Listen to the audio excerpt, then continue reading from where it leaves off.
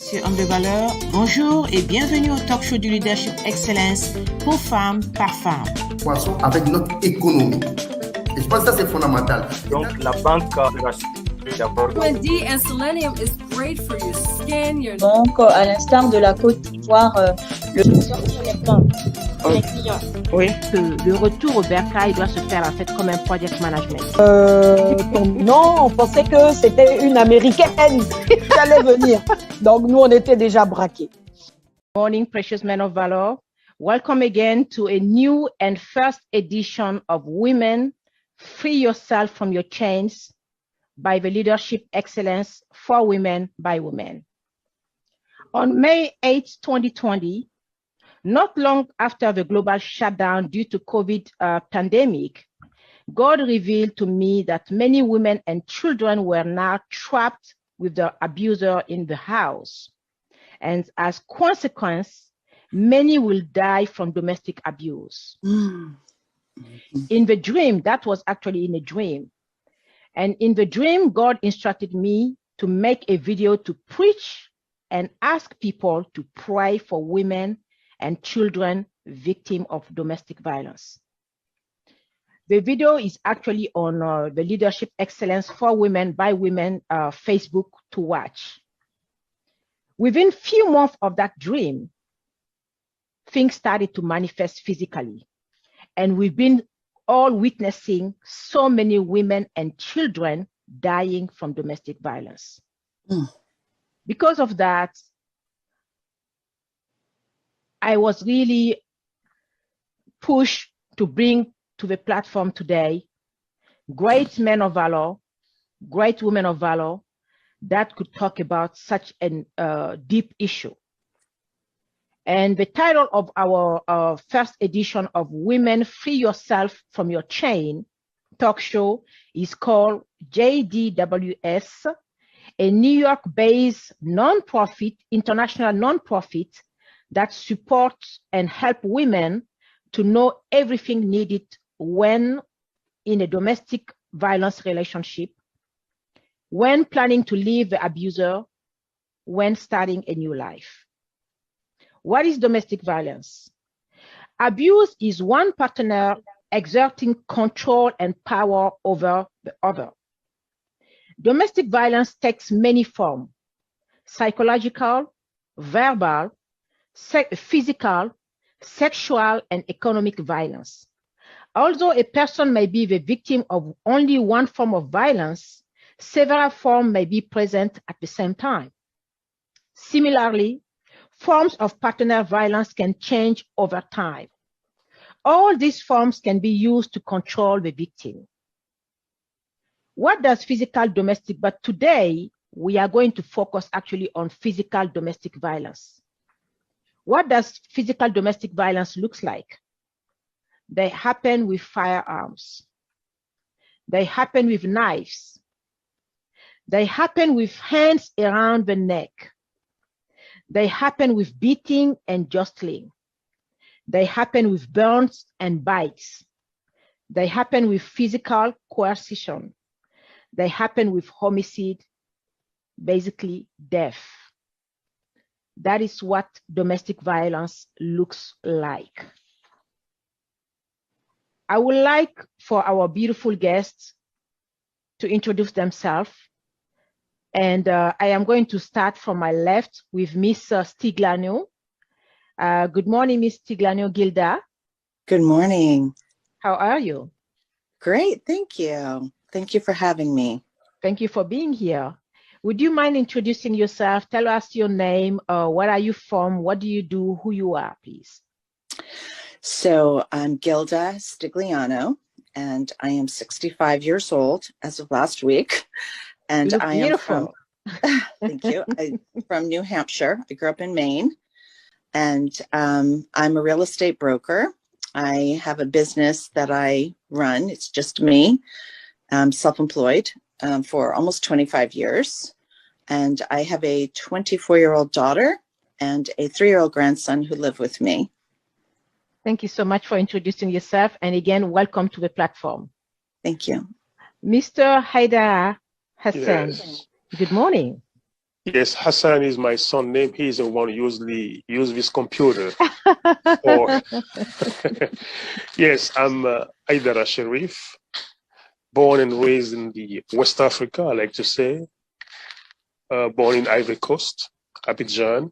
Studied there at the LEWW University before I moved here. Here I was just introduced to what I like the most. It was in the business field, which is accountant and finance. This is my background. And throughout the year, I've been in close contact with journalists. So I studied journalism too. I went to the Middle School of Journalism here in Evanston, branch of the Northwestern University. So I have worked for a while in the communication arena, which is a television here. And I'm married with about 4 or 5 boys. Looking for a girl, I never get a girl. So this is about it. Thank you so much, Mr. Haidara. Pleasure to have you. Thank you. And our third panelist, not the least, Miss Haidara Aida. Good morning. Good morning, Mr. Merci. My name is Aida Oualate Hamahadi. I am founder and president and founder of Justice and Dignity for the Women of Sahel. We usually call ourselves JDWS, to just make it short. I have a bachelor degree in communications and a master's degree in project management. And I'm based right now in Delaware, but the organization is based in New York. We are a group of volunteers that's fighting gender-based violence here in the US and in the Sahel region of Africa, in 6 countries: Senegal, Mauritania, Mali, Niger, Chad, and Burkina Faso. Thank you. Thank you so much, Ms. Oualate. Speaking about your nonprofit, you just said what is the acronym stand for. Could you tell us a little bit more about it? When and why was it created? Thank you. JDWS was created in 2019 officially, but before 2019, we have been a group of volunteers getting together. We have been working unofficially before it was created. Helping anonymously women in the regions. I myself being a gender-based violence survivor. So for years I've been fighting and coping with it. So we got together and founded JDWS. And I'm sorry because it's. No, we understand. It's still. People think like when you are a survivor, it means for you that you have to be strong, that you have to be that superwoman, but we are human. Even talking about the subject sometimes can be overwhelming. I truly understand what you're talking about because I've witnessed closely a family member going through that for over 25 years. So I know exactly what it is. Even though I was not the one going through it, I was traumatized for many years. I will have nightmares. So we understand. Please take your time and yeah. Thank you so much. Exactly, I was going to say it was founded with my personal experience as a survival and a meeting with other friends talking about it. We had a visions to get together and form JDWS. The NGO team will spare no effort to help break the silence and lift taboo to better inform about gender-based violence in order to help women and girls in the Sahel and the US and wherever the fight takes us, we will be there. Thank you so much, Ms. Oualate. And we are so fortunate today to have also on a talk show another beautiful woman of valor that is also a survivor of domestic violence, Ms. STIGLIANO. When did the domestic violence started in your marriage? Immediately. Wow. I just didn't recognize that's what it was. And I kept thinking I did something wrong because it was so extreme that I was evaluating my own behavior. I thought I wasn't up to standard. Wow. So you knew right away, but did you, when it started, did you knew right away that this was domestic violence, or did you just think, so you thought it was just an insignificant incident? It went on, it was like the cycle of abuse, you know, so you have the storm and then you have the calm before the storm. And so he would always come around, you know, so apologetic and try to warm his way back in. But it's like he couldn't get satisfied unless there was major destruction. It was like this insatiable appetite to destroy that was controlling him. And I did not know what I was in until I had a friend after I was in for 2 years who told me he was a batterer. I was married to a batterer, and I was shocked. And I think part of it is too, like when you grow up with, you know, parents, they're wonderful in many ways, but if, you know, you've got a screamer all the time, you're always on eggshells, you're always walking on eggshells. So I was accustomed to, you know, being alarmed and didn't even realize it, but it was bad. It was very, very, very violent. And I was too far in and I couldn't find my way out. I just couldn't see how I was going to get out. He had too much control over me. Wow. You've said so many things, and we will have the opportunity to go deeper during the discussion because this is deep. And again, I just want to warn our viewer today, we're going to go really deep today. But I think it's necessary because women are dying. Every day you open the news, you watch the news, and the kind of information that comes in is just horrifying. I wish that dream that I had in 2020 of May was not going to pass, but it's happening. And we have power. That is the reason why the title of this talk show is Woman, Free Yourself from Your Chain, because you have that power. No one can do it for you. It has to start, the decision has to start with you. But we will go over that later on. Miss OUALATE, would you say that Miss STIGLIANO's experience is common to all the women your nonprofit is helping out? It's very common, and there is no one case same.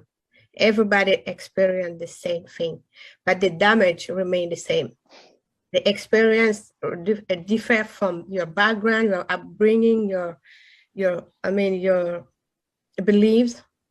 It's different. I mean, the experience, how you experience the gender-based violence differ from one person to another, but the consequences are exactly the same. We all have the same feelings. I mean, 20 years or 30 years later, you still trapped into it. Even when you get out of it, it affects you for the rest of your life. Yeah. And because the leadership excellence for women by women is not only for women, because we believe that our precious men of valor are important in the process that we are in. We are very glad again to have on the talk show with us, Mr. HAIDARA. Mr. HAIDARA, while I was preparing for the talk show, I came across this quote. If you look historically at the roots of domestic violence, the roots of ownership of other people, whether that is within the family or in the generation of the family, the roots of ownership, I will do what I want. I will do how I want. I will use this person however I want. Those are the roots we are coming out of, whether those are roots of repressions or sexism. What is your take on this statement? Thank you so much. Thank you to those brilliant women who just speak before me. This quote specifically, I want to know in which context it have been said, because here once you read it, it looked like master and slave relations. Is it out of plantation? Is it just out of domination? So this quote tend to emphasize just one aspect of the violence, domestic violence, which is about just I own somebody, I'm entitled to abuse, etc., etc. Yes. But for physical violence is a broad sense of domination, is a broad sense of entitlement. And I think physical violence is not only, as the Dr. Roxanne Dryden said, the domestic abuse can involve partners of all race, all religion, all socioeconomic status, and all sexual orientation. So the statement you just made, when somebody entitled himself to say, well, I want to use this person to whatever purpose I want, to do whatever I want to do to him, right? This is a specific term. We want to say that derive from a domination out of a plantation or just between people and the dominated person. So are we talking in the same spectrum, trying to separate what we call domestic violence inside a family setting, or the relation between a master and a slave? So this statement is not clear to me what really he want to say. But coming to what we're talking about, physical abuse and domination in terms of intimate relationship between spouses, I think this is a focal point where we want to address today. There is a lot of things we can say about it. It can come out of a learned behavior. It can come out of a need of control. It can come out of cultural influences. It can come out of situation like, somebody losing his job or somebody have specific problem that conducts him to be so violent. It can come out of the post-traumatic stress disorder, or it can come out of a substance abuse. So every one of those aspects can lead to domestic violence. But what researchers disagree is how much impact those facts have to the domestic violence. It naturally is violent, or it's just something that he became violent out of some time of those situations. So we don't know exactly what conduct somebody to have the need to control.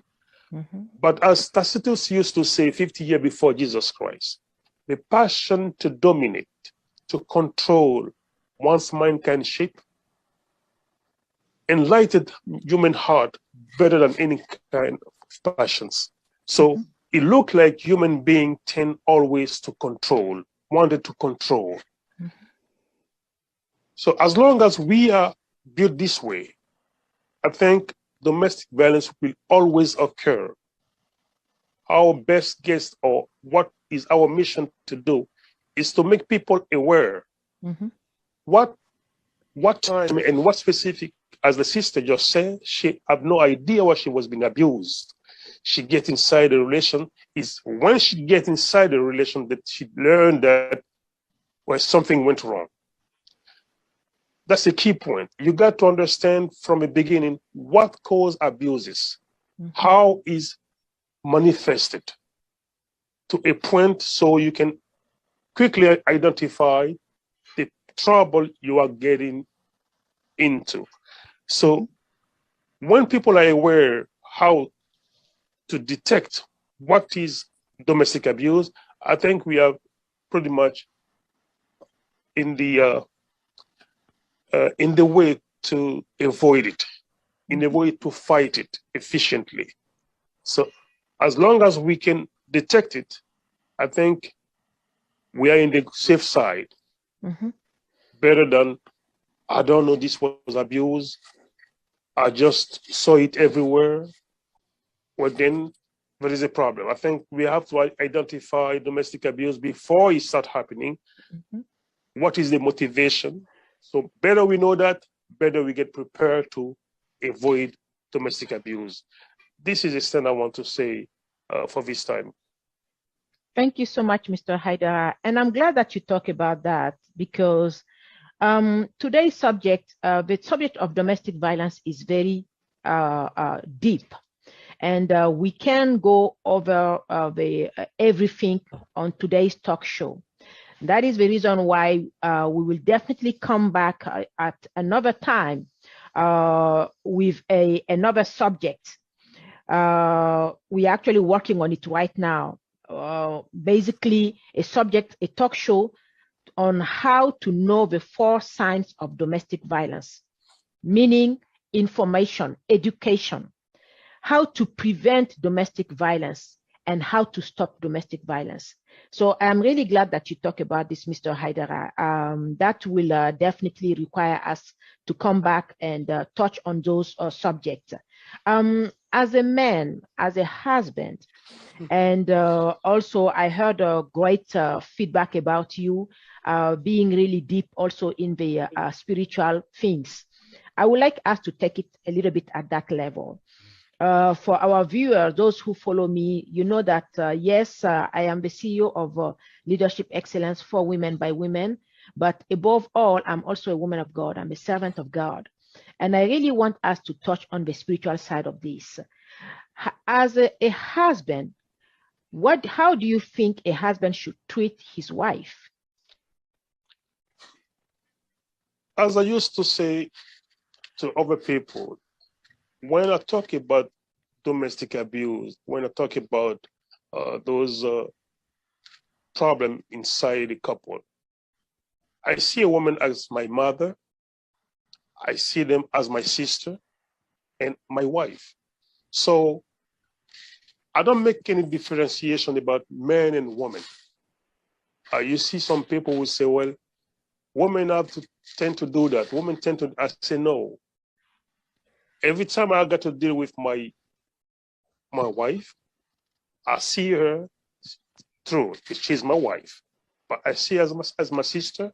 I see her as my mother. So I cannot understand why somebody will go to physical fight with a woman. I cannot understand that. Maybe that's my background.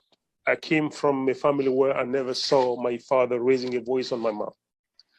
I came from an area where my mom, she's an example of a woman, you know, a mother. So the advice I give to people, treat your wife as your sister or as your mom in some sense. So sit down and talk to her exactly like, you cannot harm your sister, you cannot harm your mom. Have the same feeling towards your wife and see what happens. Well, I know some women are very difficult, but is that raised up to a physical fight? I'm from a background where we used to say that once a woman take a stand against a woman, manhood have disappeared because you are not facing your equivalency physically, right? Though, as you're taking a stand like you're punching ball to a woman, your manhood has gone completely. So who you are then, if you are no longer a man, and then you cannot be a woman. So you became, quote, as an animal, because there is no match between a lion and a house dog. So that's what you want to do. You want to show, what do you want to show to your woman? So for me, you don't need to go that as far as, you know, fighting a woman, beating a woman, you know, diminishing her, insulting her, and humiliating her. Because what we learned back home in our set of education, manhood is gone when you take a stand against a woman.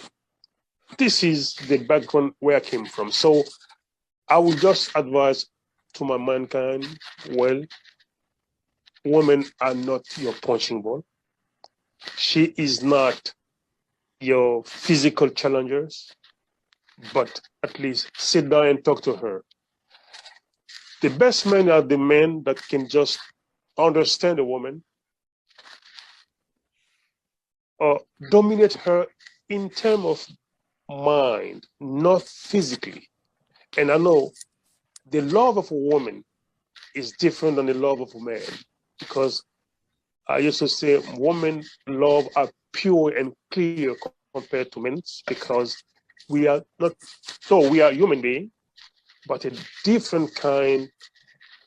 We don't have the same approach facing different problems. So I don't know how to explain that better in better English, but I think you get my point. Yes, we do. Women are not your challenge partner. She is just your companion. As the Quran said, because most people use the religion to deviate some understanding. The Quran never said that men are superior to women.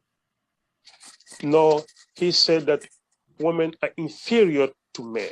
No, he never said that. If you read the Quran, you will see that 25 times he mentioned the woman, 25 times he mentioned the man. So he said we are complementary. So you cannot be a perfect man without a woman. A woman can never be a perfect woman without a man. So here, it tends to tell you that you are not complete until you get a wife to just make you one entire. So when the Quran said that, it implies something. You don't need to dominate her as well as she does not need to dominate you. But you are complementary, so you got to work together to assume a family and to raise up your kids. This is the intention. There is no domination here. It's just like you are complementary. So better understand that, and better you understand that, better you get a normal life with your wife and your family. That's what I want to say, Miss Boy. You see, Mr. Haidara, thank you so much for this explanation, because you said one word, as one. The men and the women as one. The men, the husband and wife as one. And it's amazing because I believe Mr. Stigliano can support what I'm about to say. The Bible in Ephesians 5, verse 28 to 33. I'm reading the KJV version. So ought men to love their wife as their own bodies. He that loved his wife loved himself. For no man ever yet hated his own flesh, but nourished and cherished it, even as the Lord the church. For we are members of his body, of his flesh, and of his bones. This, I believe, complement what you just said, Mr. Haidara. If you love yourself, and your wife is like your own, not even like according to the word of God, is your own body, how can you say that you love your own body and yet you beat on your own body? You kill your own body. That means you hate yourself. And I think it goes back slightly to the quote that I read earlier on. It is deep, because for somebody to go to the extreme of becoming violent physically in a relationship, it shows that the person has personal issues that have not been dealt with.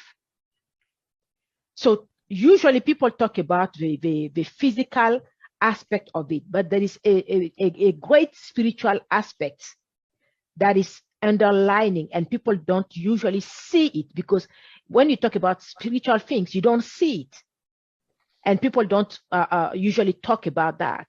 We will come back to this later on. I just want to quickly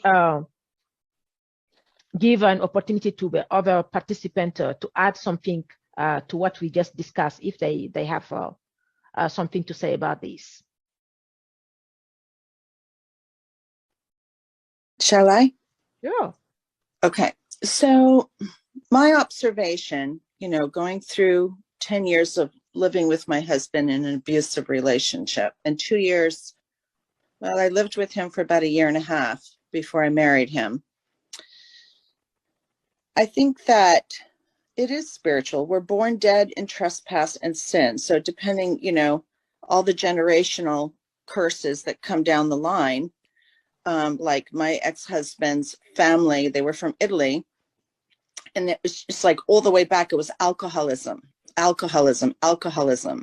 I think it's in a very, very mean, cruel spirit.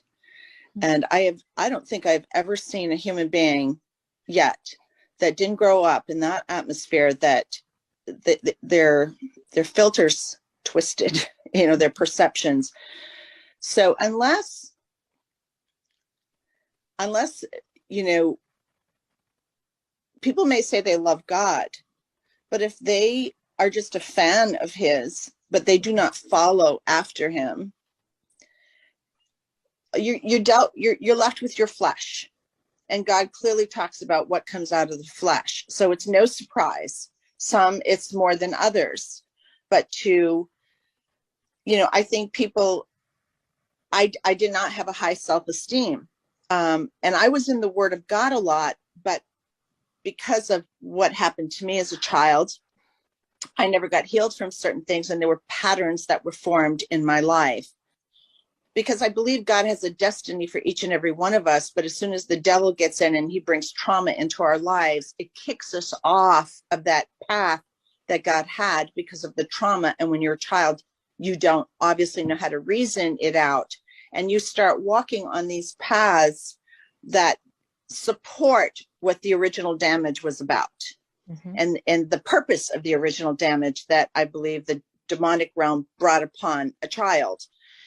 So you start getting groomed, you know, very, very young, to have a distortion of what is reality and what is normal. And every person wants to be loved. And so often a man offers love for sex, and a woman offers sex for love. Outside of marriage, you've already opened the door for the demonic. You're not walking with God, not a condemnation. It's just that you're not going to get the fruit of life. You're going to get the opposite, which is what happened with me. A lot of times, you know, people are just so hungry for love that they compromise. And when they compromise, there's consequences. It's just the way it is. At the end of the day, I believe God uses everything and works everything together for our good. I have watched him take my life of sin, not only forgive me, but use it to form something glorious in my life. And I think a lot of times women stay because they feel that they're codependent. That man is offering them something that they don't feel they can survive without. So I know that happened for me, and I didn't come into contact with that until 2004. I divorced in 2007. I was with him in 1994. But I was in a counseling session, and they said to me, you know, why are you in this relationship when you're with such an abuser? You must be getting something. No way. And it really got pretty fiery because I was so adamant that, you know, I had good intentions. But at the end of the day, there was something that I wanted. He gave me something that perhaps I didn't get from a parent. And so I was selling my soul just to get that piece of love that we're supposed to get from the Lord. the Lord will bring us the love that we need. I believe this. I know this. So it took me a long time because I noticed in my relationship, everything was fear motivated.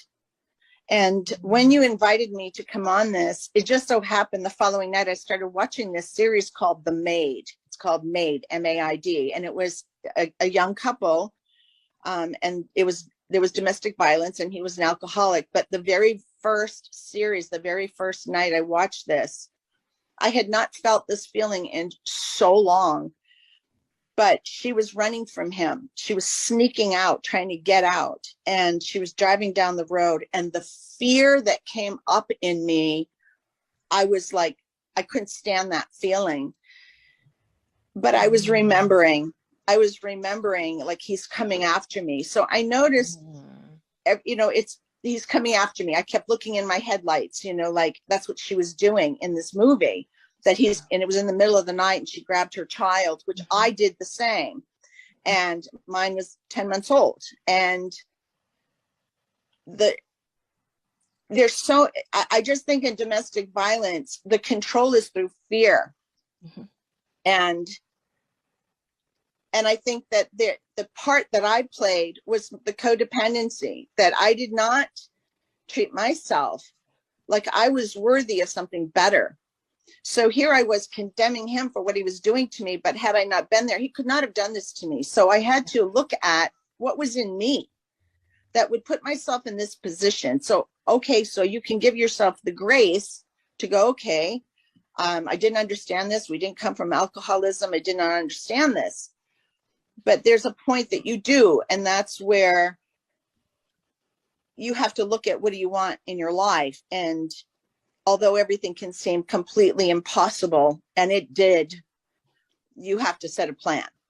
And I began that. And I was literally living with a spirit of terror, because that is what got imparted into me from his behavior towards me. So I knew I was either going to have a heart attack or a stroke, or he was going to kill me. Mm-hmm. So I had to, but it's interesting because even through all of this, I was with God every single day. And I remember, I just felt like God was on one side, Jesus was on the other, and they were putting their arms around me. And I experienced that.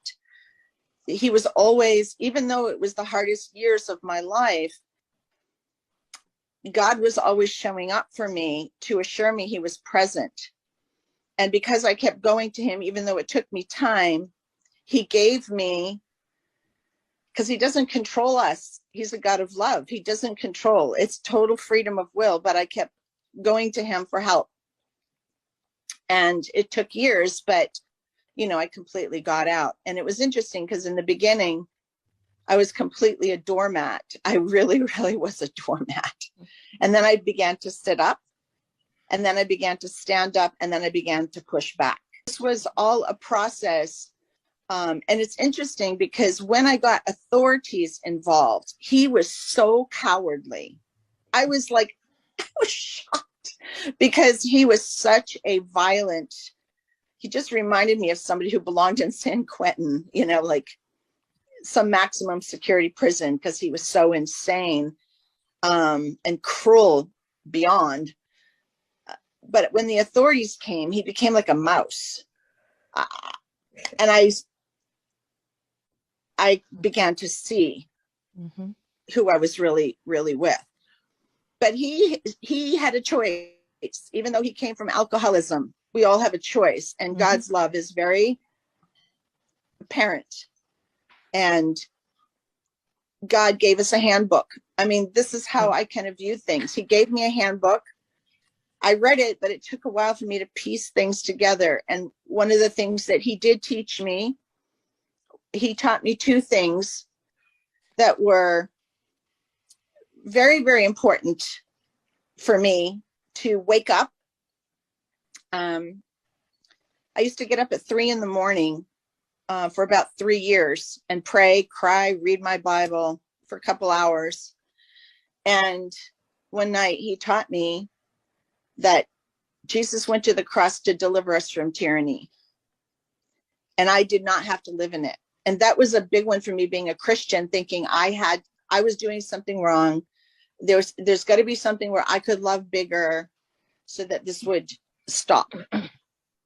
So I carried that responsibility for a very, very long time. And it's when Jesus spoke to me and revealed that to me, I was immediately, I knew I was in right standing with God. I wanted to please him so badly. And then the other thing he taught me, I went to a Bible fellowship, and just out of the blue, because it's a process, you know, you've got to go through an emotional process, a mental process. You're trying to get out. And he gives you all the reasons to stay in, because there's so much control, there's so much fear, there's so much, you can't live without me. And without him actually saying that, he demonstrates that. So one night I went to this Bible fellowship, actually it was a Sunday, and the pastor that was teaching, he just kind of totally went off topic, and he started talking about donuts. And I envisioned going to Dunkin' Donuts and I don't even like donuts, but it was like all the array of donuts, all of the different fixings on all the donuts. And what he says is, you know, something can look really good. And this is something I would really love for women to know who are stuck in this, because a lot of times we hold on to that piece that we like so much. Excuse me. He could be handsome, or he could have a lot of money, or he could, you know, have he's very intelligent, whatever. But all of these different varieties that are there, there's that center, that core center. And no matter what he has on the outside that looks like it's better than you or what you want, if that core character is not about love, if that core character is bad, you got to get out, because this is never going to give you what you want. It never will. It's that core character. And that is where you have to look at your own character and go, do I believe God? Do I believe he loves me? Is he a God? Will he help me? And that was when I started my journey out. I knew this man is never going to change, because his core character is formed, and he keeps supporting the same character traits. He talks the game, but he's not doing anything different than he's been doing all along. Wow. Miss Stigliano, you touch on some deep things. Can I quickly, just for 1 second, add? Sure. I'm listening to her. And as I've been through the same experience she went through in a different way, but it just sitting here listening to her made me think about an analogy of the frog, a frog that you take and put, like thinking about the rationalizing when we go through this and trying to make excuse for other. This is how I was like thinking about. I'm like, this is just an analogy of a frog you take and you put in the hot water, and when you put the frog in the hot water, quickly he's trying to get out, right? But when you have the frog in the boiling water, he will not know that the water is boiling. Slowly until there is no way, at the end, the frog will die in. This is just the analogy I have of going through the experience of gender-based violence. Thank you for this, sharing this with us. And it's just, it's amazing how you come up of it strong. Thank you. I really want to applaud you two ladies, to applaud you, because like you both said, sometimes it can be like a bad dream, and you wonder, am I in a nightmare, or is this my reality? That is why it's very important to know who you are. It is very important even for us parents to teach our children to know who they are in God. There is no mistake for me. Every time that I come on the platform, I address my audience as precious women of valor, precious men of valor. And you'll be surprised how many times people will text me or message me in private and said, why are you calling me precious women of valor? Because they don't know their identity. When you know your identity, it's amazing, because even this talk show, it was really, an inspiration from God. I am not doing this by my own. He gave me the vision in the dream, the title. Even every speaker that come on the platform, I don't choose them. God shows the people that I'm supposed to invite, the question, the title. He gives it to me, and I just wake up and write it down and just implement it. But it's amazing, because before this talk show, I did one last week that was talking about discovering your purpose. When you know the reason why you are created on earth, you know who you are. You know that you are precious on God's side. You know that you are more than a conqueror. As a woman, it will help you even before you get into a relationship, because I believe Miss Stigliano talked about it. She was already dealing with personal issues that she grew up with and that were not dealt with. So until you yourself, you deal with it, because again, Mr. Haidara and I, we spoke about it earlier on. This is spiritual. People neglect that aspect, but the word of God tells us anything that you do not bind in heaven, you will not be able to bind it on earth. So before things start manifesting physically, it happens first spiritually.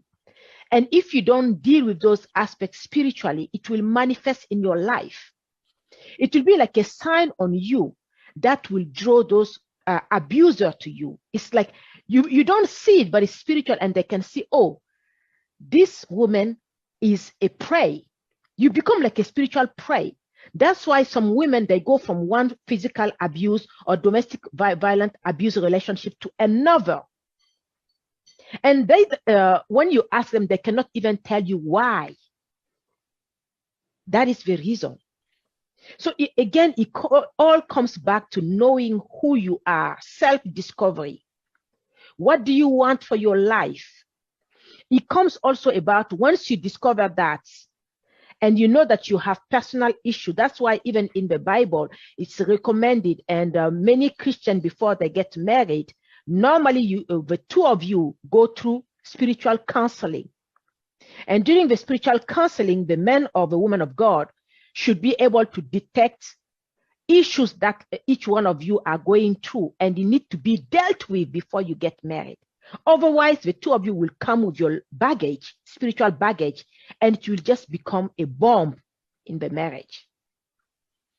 And it's amazing, because following this talk show, again, God is leading me to start I actually started it last year, but I got carried with other projects. But in my spirit, I feel like it's time for me to go back to this program that is called Healing in His Presence. So that so many of us that are broken, so many of us that are dealing with things, personal issues, can come before God and cry for healing, cry for help. So that the process starts with us first, not focusing even on the abuser, but on yourself first, knowing who you are, discovering or rediscovering and taking your position as a winner. So I want to say something here based on what I just explained. It is very important, especially for our single women, to make a decision before you get into a relationship, to never tolerate domestic violence. Once you have that, you make that decision, and then you educate yourself. This is why God is leading us to have this kind of program to educate women. And I really urge into our viewer to share this special talk show. You may not be going through it, but you don't know whose life you can save Because again, God tell us, my people perish for lack of knowledge. Knowledge is power. Information is power. Once you have the information, then you can make a sound decision. You can take your stand. So it's important, I believe, for women that are single and will be watching this. We have two great women that went through this. And I know it was not easy for the two of you to come to talk about your experience, your testimony. So I truly want to thank you for being that courageous, to choose to use your story, your pain, to help other women to not go through it. And for the women that are going through it to know that there is a way out, because you are a true testimony today. They can watch you and they can say, wow, if they made it, then I can do it too. To have also a great man of valor here that is also talking to men to change their way, those men that are abusers, to change their way, because again, your wife is not your punching bag. She is not. Miss Stigliano, I think you want to say something. I do. So I think this is really important. Everybody wants love. So whatever people have gone through, they compromise because they really don't know the love of God. So when my daughter was 2.5 years old, I was, I think, 42 years old, 43. I had her at 41. And 2 weeks before I turned 42. And I was at my mother's, and my mother was never one to share anything of her life, her emotions, her feelings. She was not an emotional nurturer at all. And it just so happened this particular day, my daughter, we were like in a triangle. My daughter was right there. She was 2.5. She was probably 4 or 5 feet from me. And my mother was probably 8 feet from me to the left. And right out of the blue, my mother reveals to me that when I was 2.5 years old, I was sent to go live with 2 different families. And something happened to me within one of the families. Now, I'm only learning this at this age in my life. And immediately as my mother spoke that to me, I looked at my daughter and in my mind, I'm like, she can't protect herself. She can't really describe and tell me what's going on. And I never let my daughter out of my sight. So in that moment, God spoke to me so clear. And he said to me, and I want women to know this. He said to me, it's not your fault. It was not your fault, were his words. Now, when he spoke that to me, I knew what he was saying to me. It was not, of course, my fault what happened to me, but it was all my decisions after that. I lived with so much shame, like I was worthless, which is what got me into a domestic violence relationship and leading the life that I lived. So why would God want to help me? Why would I felt like I was secretly living inside and nobody really knew who I was, like this really bad person because I did a lot of bad things. But what God showed me in that moment, and I am telling you, the shame went right. It was a spirit of shame, and it left me. And I was amazed at his mercy and his kindness. The thing that he taught me when I was in the relationship, there's a scripture. It was my favorite scripture forever. It was like the words Jesus said in the Gospels, the words I speak unto you, they are life. Then he taught me one night, but the words the devil speaks unto you, they are death. And you cannot override spirit with intellect. There's hierarchies, right? There's the plant kingdom, the animal kingdom, man's kingdom, God's kingdom, and each have an authority above the one under them. So when you're in a domestic violence relationship and he is doing whatever he's saying, if you do not have the truth to combat that, it's going to get in you. And then next thing you know, you've got a spirit of condemnation ruling you, like you are worthy of this, even though you don't feel like you are, you're trapped. It's just this big demonic nest that the way out is I opened my Bible every day and read. I never read less than 3 chapters ever, because there was just something about threes. 3 is the number for complete. I don't know, but it was like whether I read the same chapter or I did that. I really believe, because God, was I a mess. God took my life that was so upside down, and there was no possible way that there was anything about me that could make my life good. There was nothing, because I had no self-worth. I remember he spoke to me one night and said, the words people speak to you, what people say to you or don't say, what people do to you or don't do does not determine your worth. Yeah. And I went, well, what does? And that is when my journey began with God. I started to look to him like he had the answers.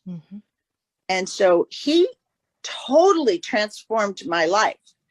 And it's interesting because one of the truths of my being with this man is, first of all, I was a physician recruiter in New York, and he called me, who became my husband.